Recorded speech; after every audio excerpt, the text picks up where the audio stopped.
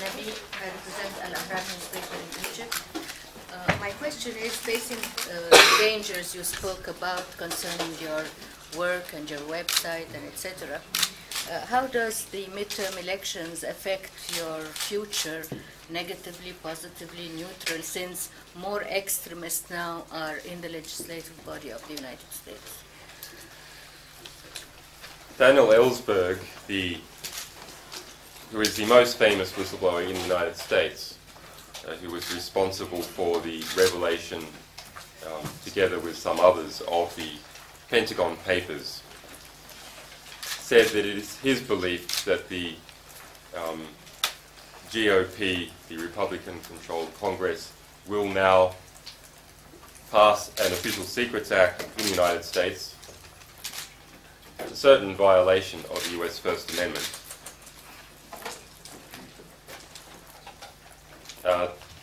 to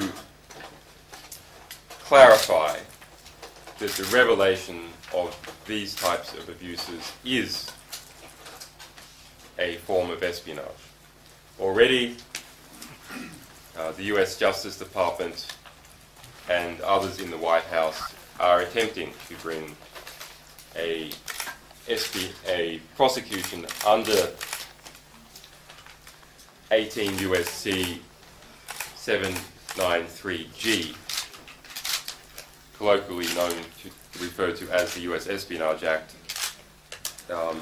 against me and possibly other members of our media organisation. I can just make a super quick announcement. Mine from WRS. We're broadcasting this emission live. We'd very much like to have your questions on mic. So if that's okay with you, and those asking the questions, I have a question. Yes, please. Madame, vous avez une question? Yes. Oui, Madame, c'était avant.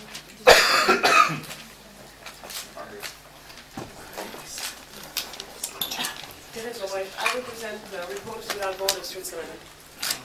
As you know, Reporters Without Borders supports WikiLeaks in the past and now, but we criticized after the publication of the Afghan war logs the fact that hundreds of names of local Afghan people have been disclosed. So my question is, have you, WikiLeaks has noted the problem, stated you were aware of it, have you corrected this in the publication of these 400,000 papers on documents on Iraq?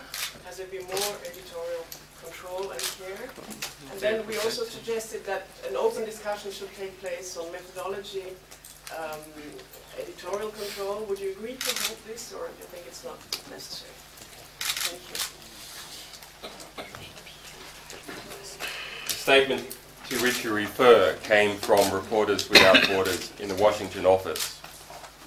Reporters Without Borders was concerned that a US shield law, which it had been working on for 3 years, was in danger of being scuppered as a result of our release of the Afghan war log. And in fact, that concern appears to be true. There was explicit statements that WikiLeaks would be excluded from the US shield law. It would be the proposed US shield law. It would be modified. That letter by Reporters Without Borders, which we and many other people condemned, and which Reporters Without Borders effectively apologised for and retracted 1 week later, was a result of the Times and Murdoch approaching young members of Reporters Without Borders, according to our sources, while senior management was on holiday.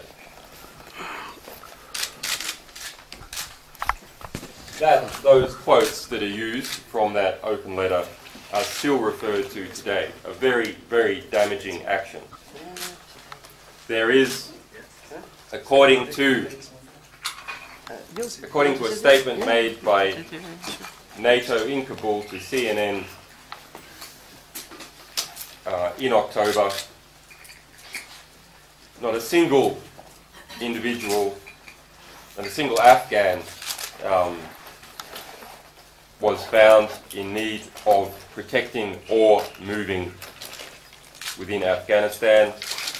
According to the Pentagon, not a single individual, to their knowledge, and of course they are highly motivated to understand, has been hurt, injured, or killed as a result of the release of the Afghan war diaries. We believe that the release of the Afghan war logs will not be any exception.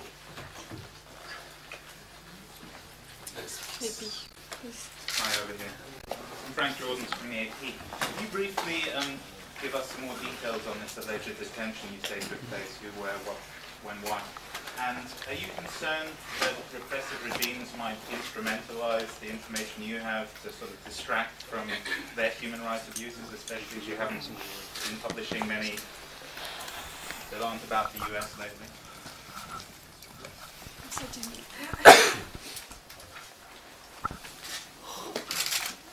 We have two individuals entering the United States that are peripherally involved with our organisation have been detained. A talk that I was due to give in New York in April this year, which I had to cancel after receiving intelligence, was attended on by 6 Homeland Security officers who stated that to the organisers that they wanted to detain me. That's a matter, to talk to me. That is a matter of public record. The latest incident refers to a person from MIT, a visitor and supporter of the Free Bradley Manning campaign. Has no other involvement with our organisation, and I was not even aware of his name before his involvement in the Bradley Manning campaign. So people who are even quite peripheral to this material are being detained, having their property seized, and so on by the FBI. Along those lines, it is not even confined to the United States. There has been pressure placed on the Australian government, which is a matter of public record, pressure placed on the Swedish intelligence agency SAPO, which is not public record, pressure placed on the Icelandic government, which is a matter of public record. The FBI even raided Bradley Manning's mother's house in Wales. And that is a matter of public record. Jamil. Jamil from Brazil, São Paulo. 2 very quick questions. Do you have any more documents that you're planning to release still this year, in the beginning of next year? And secondly, can you tell us a bit of your personal life after all this?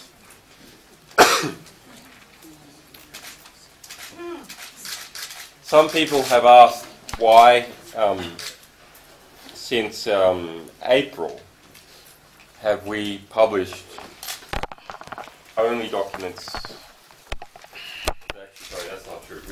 With one significant exception, why since April have we published only documents relating to the United States? We have a 4-year publishing history. We have published documents, significant documents from over 100 countries. The reason is that we publish in order of significance. We are a small organisation, limited by resources. Now approximately 70% of our resources goes to dealing with the various attacks on our people and our financial infrastructure by, historically, mostly by banks that we have exposed, but this year mostly by the US military and US intelligence. So we will